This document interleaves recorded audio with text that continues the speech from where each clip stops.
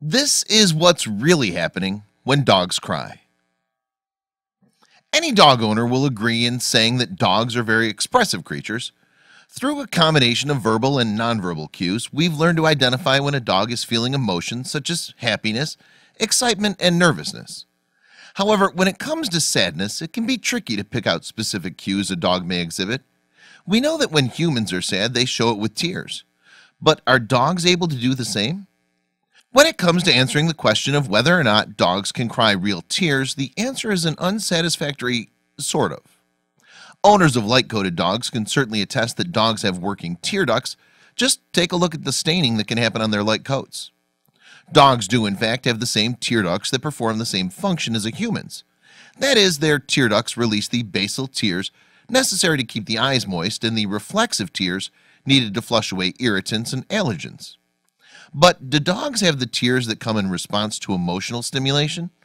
These emotional tears are produced in a much larger volume than either basal or reflexive tears and are what many people refer to as real tears. As it turns out, canine tear ducts do not work in this manner or for the same reasons. But this doesn't mean that dogs don't get emotional. It just means that they don't express their feelings through tears. When dogs experience feelings of sadness, loss, or pain, they show their emotional state through vocalizations, such as whimpering, whining, and howling. Any combination of these vocalizations is used to help dogs communicate their sadness or pain with the goal of having these situations resolved.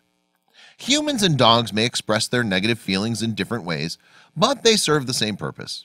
Humans' tears are used to show those around them that they're upset in the hope that they receive comfort, whereas a dog's vocalizations are used to help them achieve a specific goal that will help them feel better, such as going outside or being near their favorite human.